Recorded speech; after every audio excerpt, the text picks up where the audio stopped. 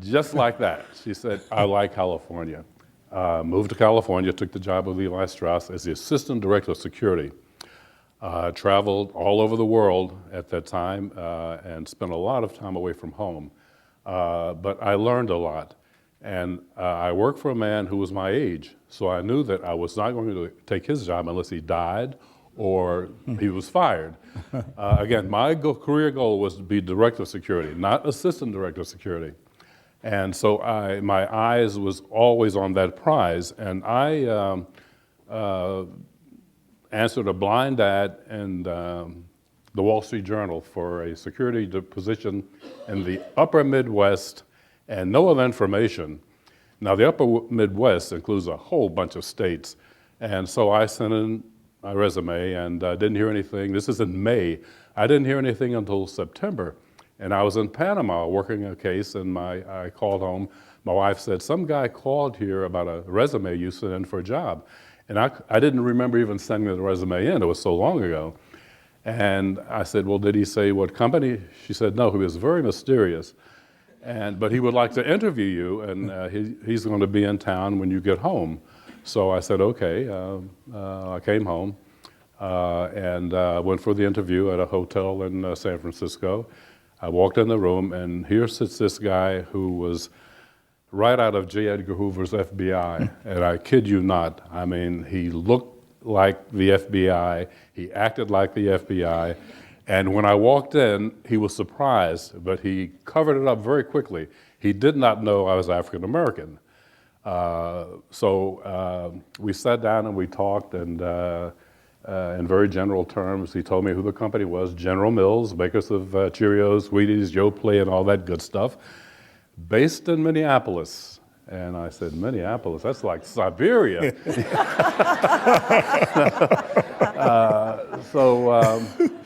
Anyway, I left the interview and I went home and told my wife, I said, I'm not going to get this job. I said, that man is straight out of J. Edgar, and he did work for J. Edgar Hoover. And I said, I'll never get that job. I said, there's no way that he's going to even recommend me.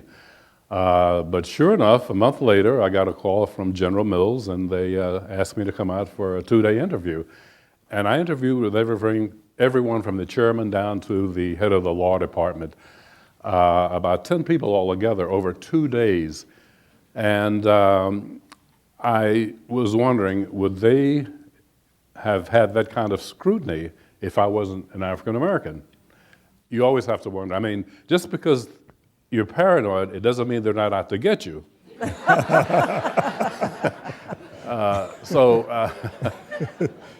Anyway, I'm going to shorten this a bit, but they called me and asked me, I went home, flew back home to San Francisco, and I said, I think they might offer me a job. I told my wife, I said, but I'm sure you're not interested in moving to Minneapolis. And I said, I'm probably not either, but it sounds like a good company.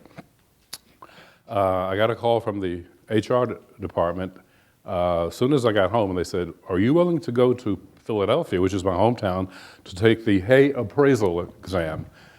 And I said, sure. They said, well, we wanted to send you to LA, but we want you to go to their headquarters.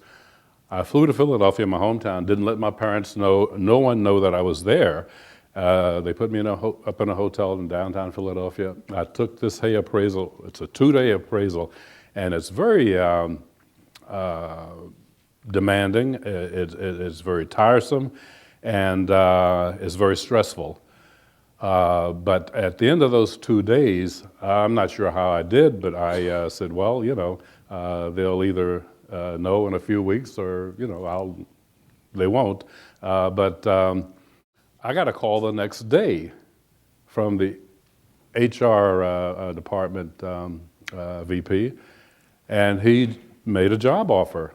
So I assumed that I passed the Hay appraisal, and he said, how soon can you come out here? This is October. I said, well, I can't come till January. I haven't resigned here. I haven't even told anyone that I'm looking for a job. So they said, well, we'll wait till January till you can get here. Your replacement said, the person you're replacing said he'll stay until then. And I accepted the job, moved to Minneapolis in January. It was 20 below zero. I had a rental car that wouldn't start. And I said, what am I doing here? But 25 years later, I had a great career. Again, traveled the world. My last trip was to China for the company. I retired 10 years ago. And I am so pleased that I pursued my career goals and didn't settle for. And there's risk-taking in doing this, and especially if you have a family. Because I'll never forget my father-in-law, when we moved to from Philadelphia to California, he said, George, you might go out there and get fired. I said, well, I could get fired here too. But he was very skeptical because my wife was his only child, and I'm taking his daughter from Philadelphia to California. So that is essentially my story of how I got into security, and quite a contrast to Oliver's story. Yeah. Indeed, quite a contrast, but nevertheless, two different paths, but yet you ended up as directors, both of you, in the security profession.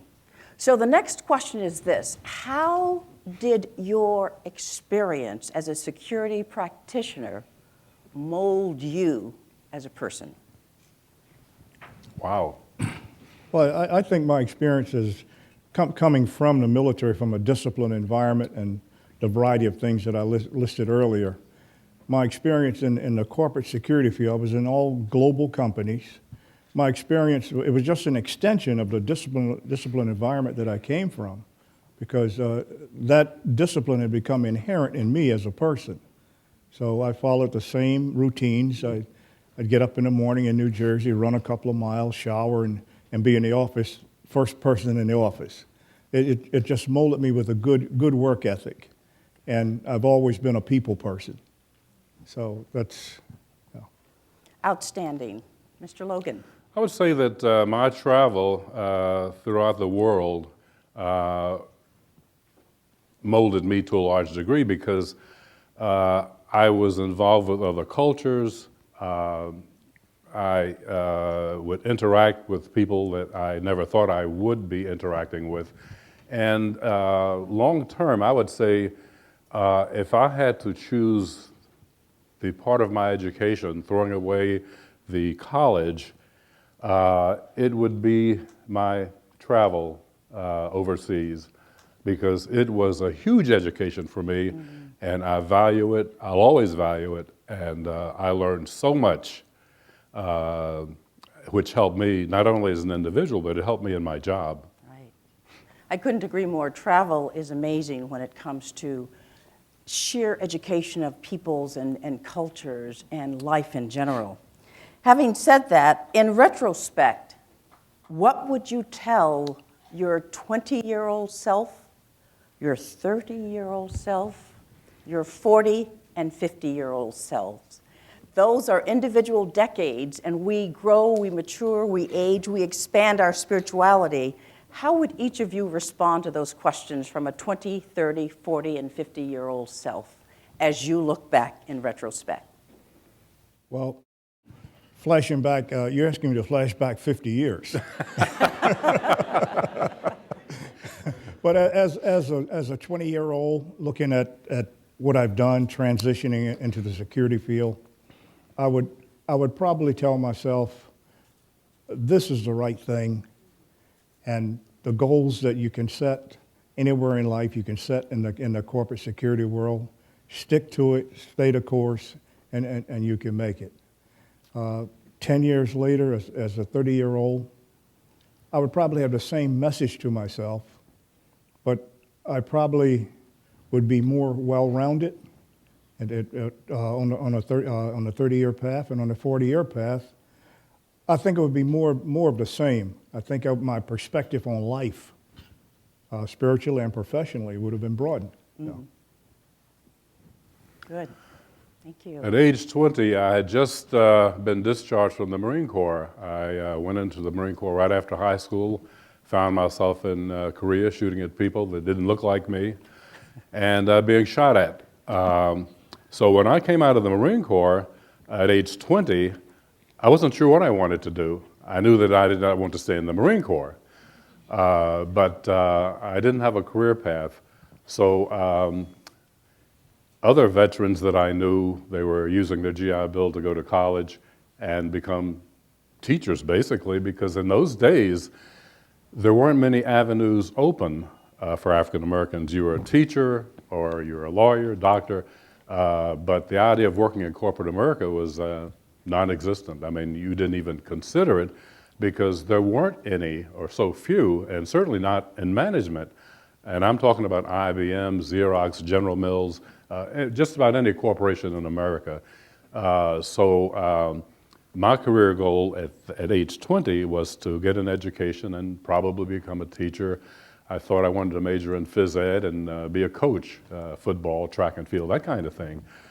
But my father talked me into being a police officer, and I hadn't thought about it. And so I said, well, gee, if I go be a police officer, I can't go to school. He said, well, you can go to night school, which I did. So I went to night school for about 10 years as a working police officer. And so at age 20, again, I was totally unsure of where I was going. At age 30, I was getting ready to leave the police department. I had a direction. I knew that I wanted to be a corporate security director for some company somewhere in the United States. By age 40, I was very close to getting there. Age 50, I'd been there for 7 years and stayed there until I was age 67 when I retired. So I would say all of those decades were learning curves for me, and I'm still learning, even though I'm not in the field of security, but learning is lifelong. Yes. I read everything I can get my hands on. In fact, I'm always reading 2 and 3 books at a time, which sounds crazy because my partner asked me, well, how can you keep up with all those books? I don't know. I just do it. It's just part of my psyche. So into my, well, you didn't ask about the other decade, so I won't go there. Well, no, but there's a follow-on question, so by all means, go on, speak on it. Well, having been retired for 10 years, and I am fully retired. The only work that I do in security is pro bono for charitable organizations, again, part of the giving back.